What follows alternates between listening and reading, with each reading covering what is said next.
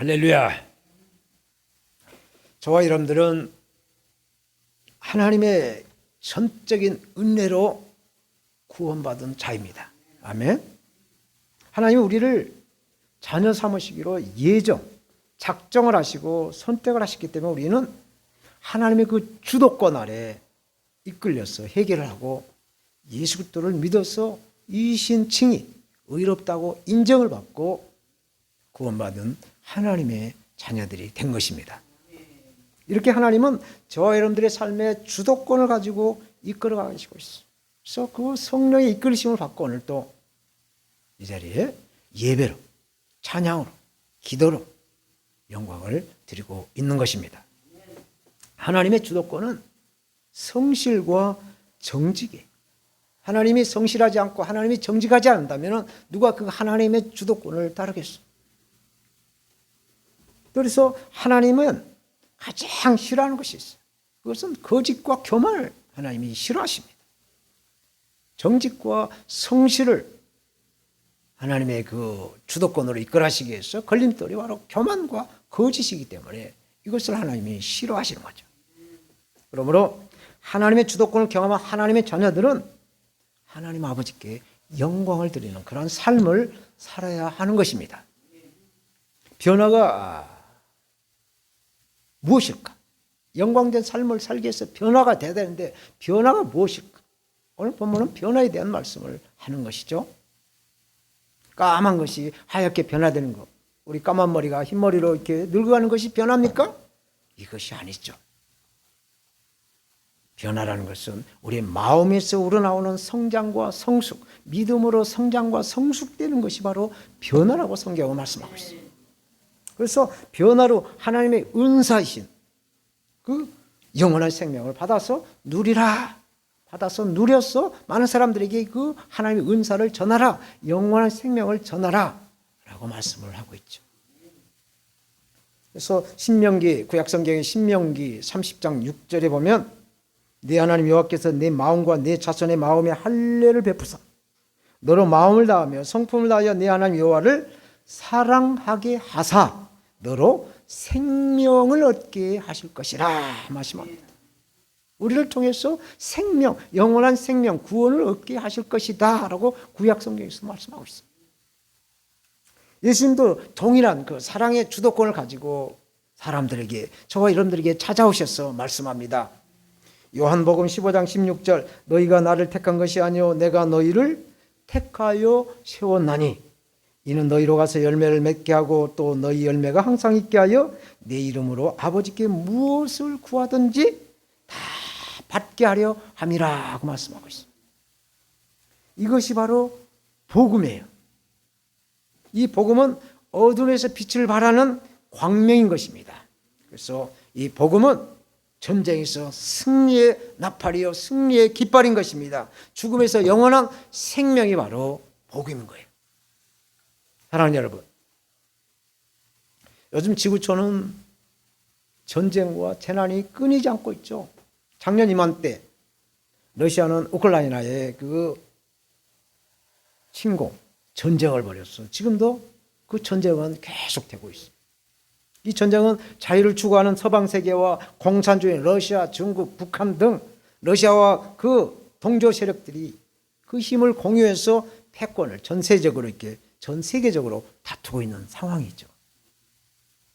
2주 전에 트리키, 옛날 말로 터키, 트리키의 또 인근에 있는 시리아에 지진이 일어나서 수만 명의 사상자와 이재민을 온 세계는 두려움을 떨치지 못하고 움츠리면서 그 재난의 극복을 위해서 힘을 모으고 있습니다.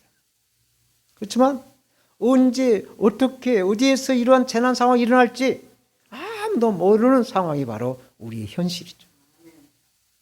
오늘 본문은 똑같은 사람인데 선택을 받는 자와 버림을 받는 자에 대한 말씀이 있어요. 어머니 그 한 배 안에서 나온 형제라도 우리가 보면은 잘된 아들이 있고 또 그렇지 못한 아들이 있어요. 자녀가 있습니다. 그런데 누구를 선택하느냐? 둘 중에 하나는 하나님의 오른편에 또 하나는 하나님의 왼편에 앉히는 그러한 선택이 아니라는 얘기죠.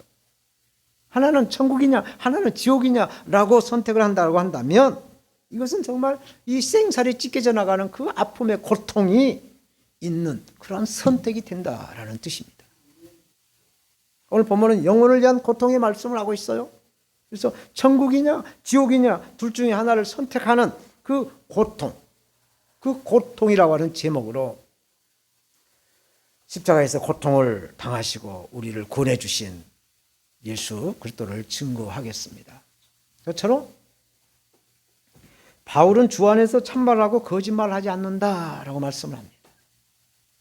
참말을 하고 거짓말을 아니한다라는 말씀이죠. 참말이냐 거짓말이냐가 아니라 영혼에 대한 고민을 하고 있는 거예요. 이방인 사도로 부름받은 사도 바울은 말할 수 없는 고민거리가 있었습니다. 사도 바울의 고민은 자신의 동족인 유대인들이 예수 그리스도의 십자가를 거부한 거예요. 이 말씀을 목회자인 또 선교사가 된 저에게 적용을 해보면 다른 사람들에게나 또 이렇게 섬기는 교회에서 열심히 예수 그리스도의 복음을 전하고 또 구제하면서 예수 그리스도를 믿도록 이렇게 사역을 하고 있어요. 또 저희 가족들, 저희 자녀들에게도 예수 그리스도를 잘 믿을 수 있도록 기도도 하고 복음을 전합니다. 그런데 그것을 거절한다고 한다면 그 마음이 얼마나 짠하겠어요. 안타깝죠.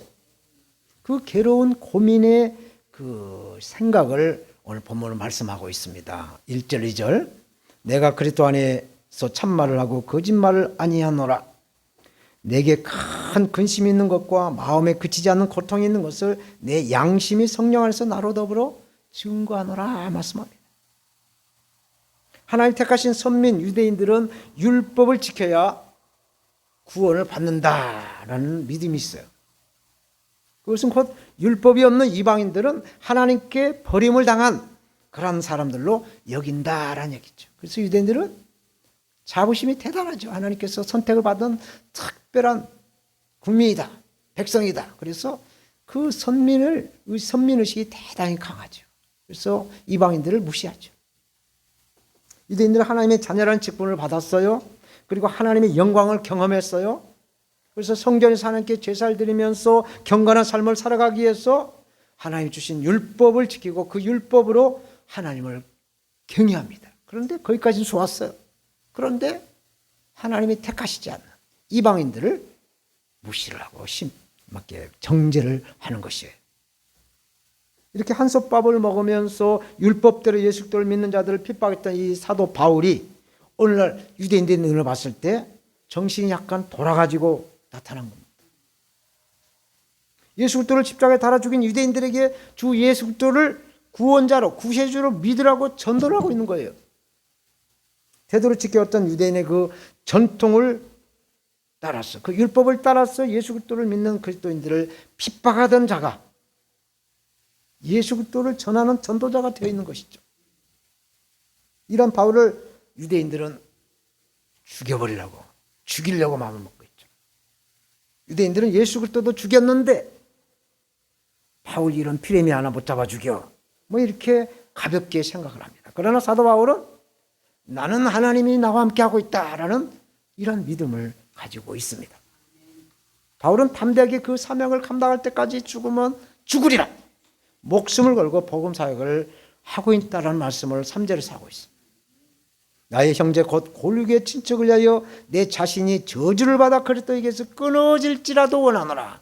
내 목숨이 죽을지라도 내 백성 내 종족 유대인들에게 복음을 전하기를 원한다라는 말이죠. 사도 바울은 이방인의 사도로 부름을 받았지만 항상 그 마음에는 동족인 유대인들이 구원을 받아야 한다라는 공식을 가지고 있었어요. 사도행전 1장 8절, 사도행전 1장 8절 말씀에 오직 성령이 나에게 임하시면 내가 권능을 받고 온 유대와 사마리아와 땅끝까지로 예수 그리스도의 증인이 되리라 하는 말씀처럼 사도 바울은 예수 그리스도의 증인으로 지금 나서 있습니다.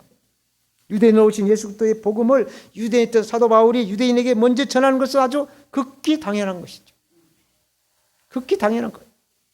그래서 선교지에 가는 곳마다 유대인들 회당을 먼저 찾아가서 예수는 그리스도시다 라고 복음을 전하고 있어요. 그렇지만 이 골수 유대교 지도자들은 이 사도 바울을 어떻게 하면 죽일까? 어떻게 하면 없애버릴까? 이것을 연구하고 있어. 그래서 바울은 죽임을 항상 당할 그런 위험에 처해 있죠. 그래서 유대인들이 사도 바울을 죽일 그런 그 암살단이 조직이 돼요. 바울을 죽이기 전에는 먹지도 않고 잠도 자지 않겠다라는 사람이 40명이나 모였어요. 그러니 바울은 살아있어도 살아있는 것이 아니죠. 이 사실을 사도 바울은 알게 됩니다. 그래서 백부장과 또 천부장을 거쳐서 로마 총독 벨릭스로부터 사도 바울의 그 신변을 보호받게 됐죠. 이게 하나님이 함께하고 있는 은혜지. 그런데 바울은 만나는 모든 사람들에게 때와 장소를 가리지 않고 예수는 그리스도시다 라는 복음을 전하는 거예요. 총독 벨릭스, 로마 사람이죠. 이 총독 벨릭스에게 사도 바울은 복음을 전했어. 총독이 감동을 받고 예수님을 영접해서 그리스도인이 됩니다.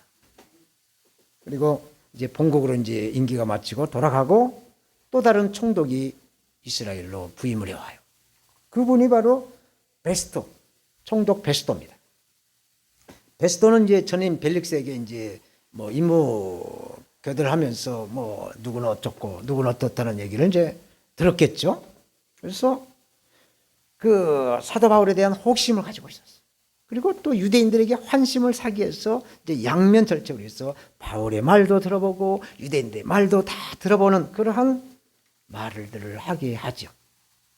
바울은 분봉왕이라고 하는 아그리빠와 또 총독 베스토 앞에서 당당하게 예수는 그리스도다라고 복음을 전가하죠. 예수는 그리스도다. 그리스도라는 뜻은 구세주라는 얘기죠. 예수님이 구세주다라는 것이.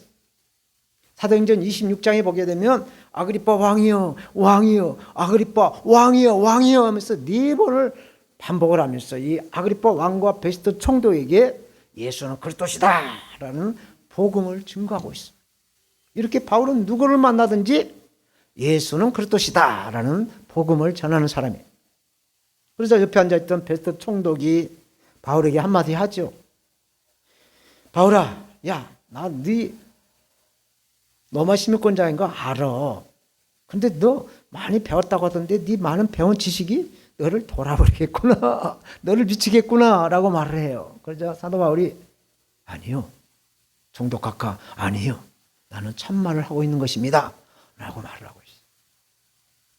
그래서 예수 그리스도의 복음을 전하는 전도자로 사도 바울은 완전히 변화가 된 거예요.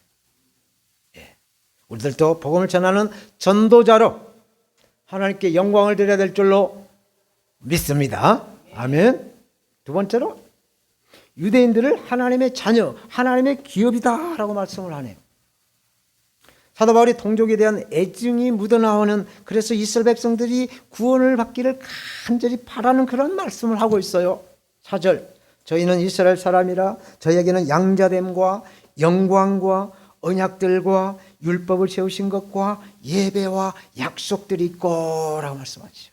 한 가지 말씀 한 가지 몇 가지를 이렇게 들어서 유대인들은 하나님과 뗄래야 뗄 수 없는 관계를 가지고 있다라는 관계성을 지금 말씀하고 있어요. 사도 바울이 동족인 이스라엘이 하나님의 양자라는 이 말씀은 신약 성경뿐만 아니라 구약 성경 여러 곳에서도 말씀을 하죠. 그중에서 출애굽기 4장 22절에 보면 여호와의 말씀에 이스라엘은 내 아들 내 장자다라고 말씀하죠.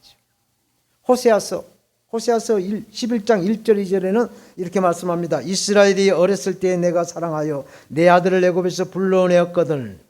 선지자들이 저희를 부를수록 저희가 점점 멀리하고 바알들에게 제사하며 아르색인 우상 앞에서 분향을 했다. 이게 무슨 말이에요? 애지중지 키워오는 자식들이 그 부모의 마음을 모르고 불효하는 거죠. 자기 마음대로 행동을 하게 된 거죠. 그러면은 그 부모는 가슴이 아픈 거죠. 가슴이 아프죠. 그래서 부모의 영광은 자녀들이 잘 되는 거예요. 지난주 한 성도님 이야기를 들었어요. 수요 성도 가운데 한 분인데 예배 중에 마스크를 다 끼고 예배를 드리니까 몰라요. 그러나 눈매가 여상치가 않아요. 그래서 한 번은 만나서 이야기를 좀 해봐야 되겠다 해서 나무라고 해가지고 이야기를 들어봤어요. 그랬더니 아들 하나가 있는데 행방불명이 돼서 깜깜무소식으로 수십 년을 지금 이렇게 보내고 있다고. 그 마음속에 엉어리가 있는 얘기를, 가슴 아픈 얘기를 한 걸 들었습니다. 이것은 본인이 아니고는 답답하고 애타는 마음을 이해할 수는 없죠. 사랑하는 여러분, 오늘 본문은 세세에 찬양받으실 하나님이신 예수 그리스도가 육신으로는 유대인으로 태어나신 것입니다. 그런데 유대민족이 구원을 받지를 못한다고 한다면 얼마나 안타까운 일이 되겠는가, 이것을 말씀하고 있습니다. 그래서 바울은 이방인 사도로 부름을 받았을지라도 유대민족이 영혼 구원을 걱정하면서 구원받기를 간절히 갈망하고 있는 말씀을 하지요. 5절 보세요. 조상들도 저희 것이요 육신으로 하면 그리스도가 저희에게서 나셨으니 저는 만물 위에 계시오 세세에 찬양받으실 하나님이시다 말씀하셨어요. 아멘까지 하셔요. 하나님이 이스라엘을 택하신 것은 아마 모든 민족 중에서 가장 작은 그러한 민족이어서 하나님이 택하셨는지도 몰라요. 그러므로 우리들도 하나님께서 우리에게 택하신 그 은혜를 주셨다고 한다면 우리가 잘나서 그런 것이 아니에요. 우리가 정말로 잘 먹고 잘 살아서 우리를 택하신 것이 아니라는 얘기죠. 다른 사람보다 못하거나 또는 문제가 많다거나 아무런 자격이 없는 사람이었기 때문에 하나님 우리를 자녀 삼는 그 은혜를 베푸셨다라는 뜻이 됩니다. 그런데 하나님의 은혜를 받은 사람들의 특징이 하나 나타납니다. 특징. 교회를 다녀도 예수를 믿어도 신앙생활을 하고 있어도 이런 특징이 나타나야 되는 거예요. 유대인들도 택함을 받은 사람이고 사도 바울도 하나님께 택함을 받았어요. 똑같이 하나님의 은혜로 택함을 받았어요. 그런데 그 마음이 완전히 다르게 나타나는 행동을 보여주고 있어요. 우리는 이 두 마음을 오늘 이 시간 잘 살펴보고 주목해 볼 필요가 있어요.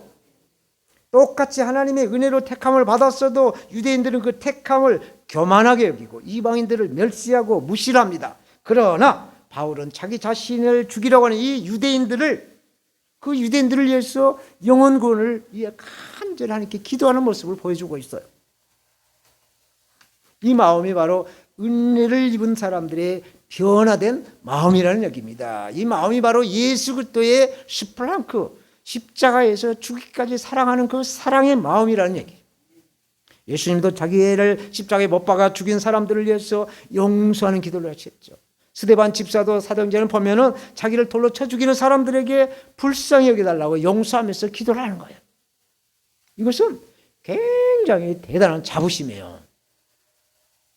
우리 눈에 보이지 않지만 우리 마음이 평안해지고 담대해지는, 그래서 그 하나님의 은혜로 하나님의 자녀되는 이러한 자부심이 자기를 죽이는 사람들에게 불쌍히 여겨달라고 할 수 있는 그러한 자부심이 저와 여러분들에게도 있어야 될 줄로 믿습니다.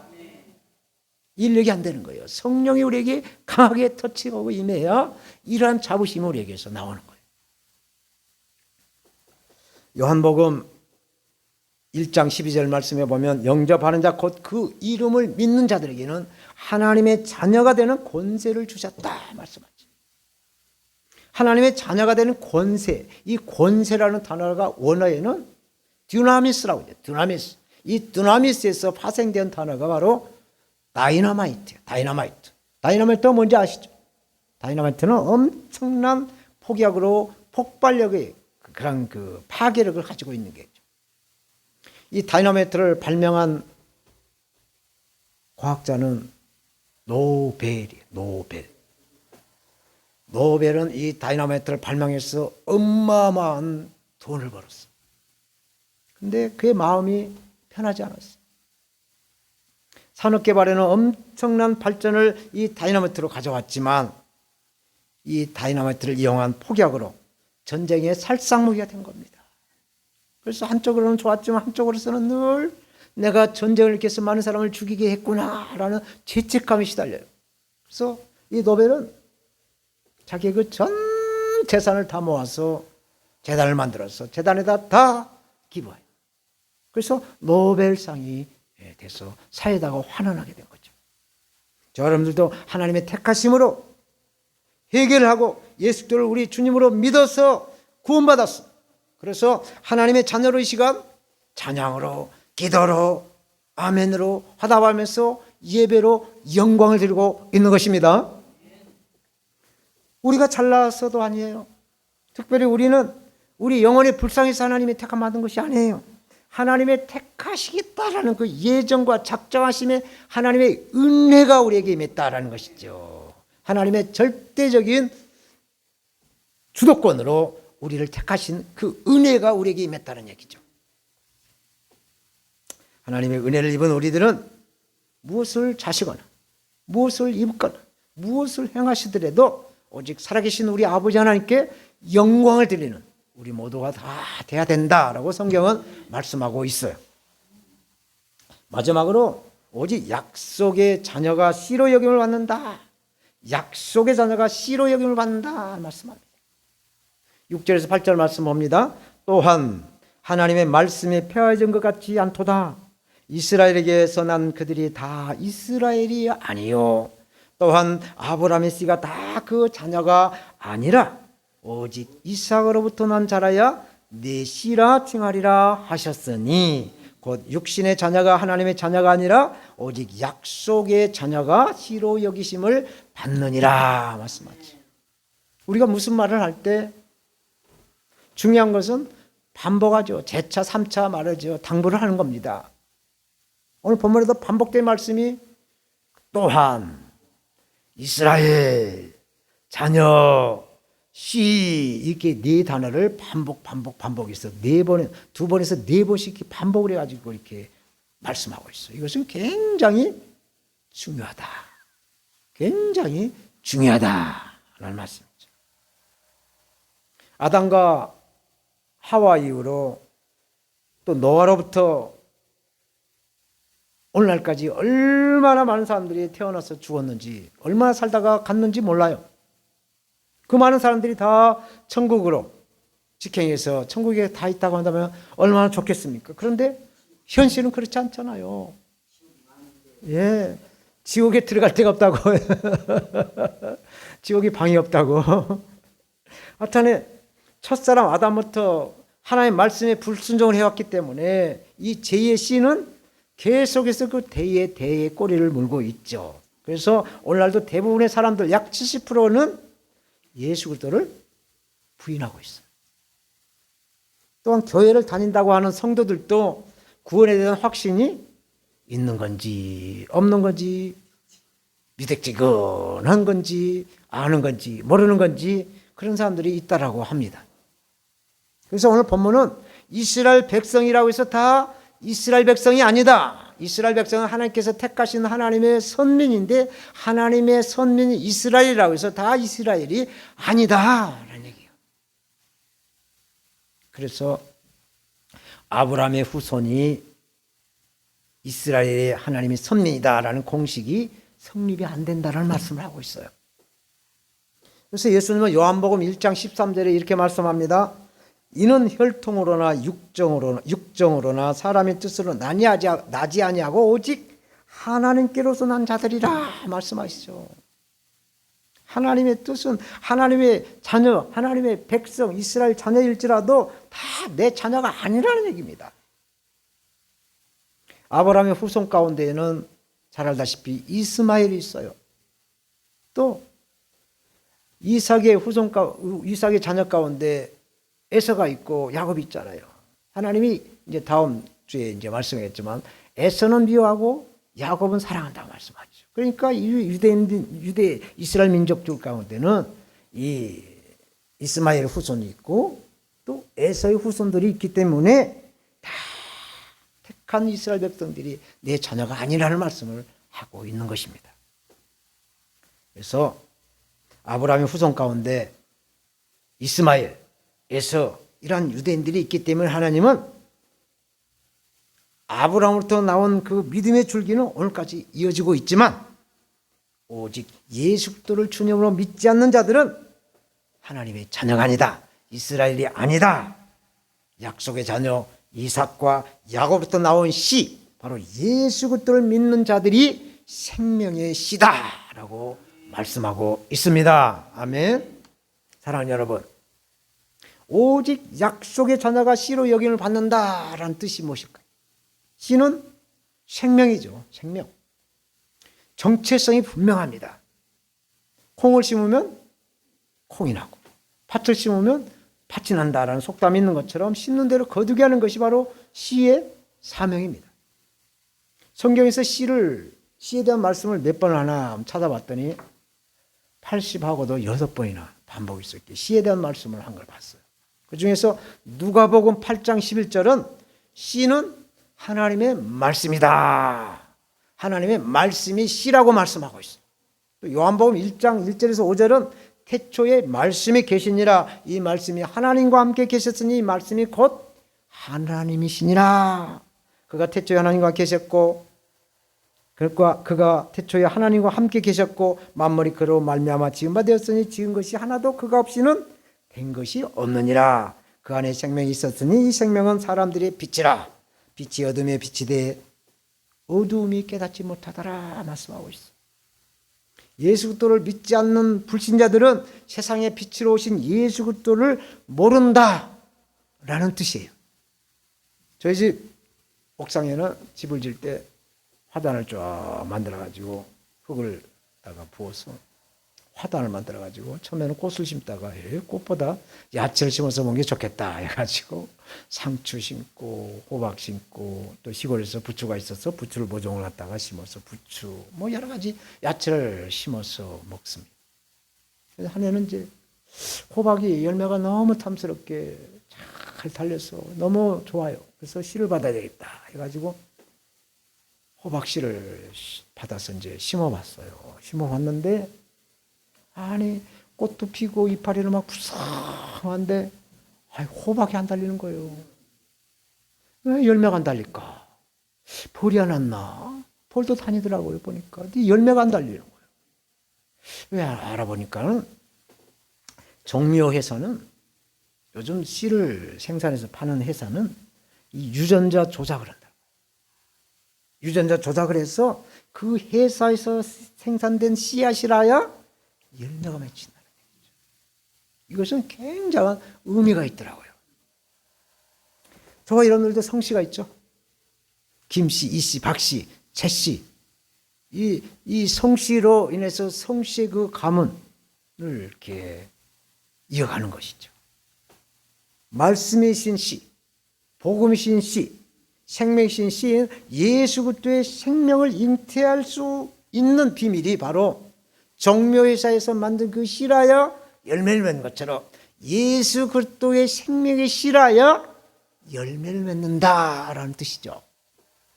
그러므로 우리는 예수 그리스도를 믿는 이 믿음으로 생명의 씨를 이 성령으로 잘 보존해 가야 하나님의 양자로 하나님 나라를 상속한다라는 말씀인 것입니다. 예수 그리스도의 유전자를 물려받아야 영원한 생명의 씨가 되어서 심는 대로 거둔다. 구원받는 하나님의 상속자가 된다라는 말씀인 줄로 믿습니다. 아멘. 이제 오늘 본문에 대한 말씀의 결론을 맺겠어요. 우리가 많은 글자 가운데 점 하나를 띄면은 전혀 다른 뜻이 된 말들이 있죠. 나와 전혀 상관이 없는 남에서 남자에다가 점 하나를 똑 떼어버리면 님이 되죠, 님. 그 남하고 님하고 뜻이 완전히 다르죠. 달라도 너무 다른 뜻이 되죠. 그렇지만 이렇게 점 하나에 완전히 뜻이 달라진다는 얘기예요. 또 점 하나를 떼서 다른 단어가 있어요. 그게 바로 포로와 프로입니다. 포로와 프로. 포로는 무엇인가 매여가지고 자연스러운 상태가 아닌 것이죠. 그러나 프로는 무엇에게 매여 있지 않아요. 항상 자유로운 상태. 그래서 자유가 있어요. 요즘 어떻습니까? 생활 수준이 막 높아지니까 국민소득 뭐 3만 불, 4만 불 막 이렇게 올라가니까 사람들은 여유 있게 다 살아갑니다. 그래서 돈과 쾌락의 그 세상적인 풍요에 빠져서 살아가죠. 근데 길거리를 가거나 버스를 타시거나 전철을 타시면 다 뭐 하고 있죠? 오, 어떻게 하셨어요? 스마트폰을 이렇게 들여다보고 있는 거예요. 그러니까 스마트폰에 노예가 되어 있다, 매여 있다라는 뜻이 되는 겁니다. 스마트폰이 포로예요. 그래서 전화기나 혹시 스마트폰 전화기를 안 들고 오면 멘붕이 돼가지고 아무것도 못 하겠다라는 말을 하고 있어요. 사랑하는 여러분, 오늘 본문에도 사도 바울은 거짓말을 하지 않는다, 오직 나는 참말만 한다라고 말씀하죠. 나의 골육 형제인 유대인들, 이 유대인들은 하나님의 기업이다. 그러나 약속의 자녀라야 그 기업이 이어갈 수 있는, 그 기업을 이어갈 수 있는 씨로 여김을 받는다라고 말씀하고 있어요. 포로로 끌려간 이 다니엘, 구약 성경에 포로로 끌려간 다니엘, 어떻게 프로가 됐을까? 입지 전적으로 프로가 됐죠. 다니엘은. 그 비결은 다니엘에게 임한 그 고통을 전능하신 아버지 하나님과 소통하는 그런 사람이었기 때문에 포로에서 프로가 되었어요. 다니엘은 포로라고 하는 이 고통을 고통으로 여기지 않았어요. 고통을 통해서 나타난 열매를 바라보는 비전이 있었어요. 다니엘의 눈에 보이는 거, 귀로 듣는 것은 그냥 포로들의 그 한숨소리, 그 고통뿐이었어요. 그러나 다니엘은 늘 생각을 긍정적으로 합니다. 보는 대로, 느끼는 대로, 들리는 대로 생각을 하지 않고 항상 그 고통을 통해서 새롭게 역사하실 하나님을 생각하는 거예요. 그래서 그 생각을 믿음으로 변화시킵니다. 그래서 믿음을 변화시킨 그 믿음을 가지고 꿈을 꿔요. 내가 지금은 포로지만 하나님께서 나를 이 고난을 통해서 유익하게 만들 것이다 라는 그 믿음을 통해서 꿈을 꿔서 그 꿈을 말로 실현하게끔 말로 선포하는 것이죠. 말에가 씨가 있다고 그랬죠. 그래서 말씨, 말에 씨가 있어서 말은 능력이 나타나는 것이죠. 그래서 이것을 갖다가 4차원의 영성이다라고 말을 하고 있어요. 그래서 이러한 영성으로 우리는 어디서 와서 왜 살며 어디로 가는가? 이 길을 성령으로 가시기를 우리를 죄에서 구원해 주신, 용서해 주신 예수님의 이름으로 축원합니다. 아멘.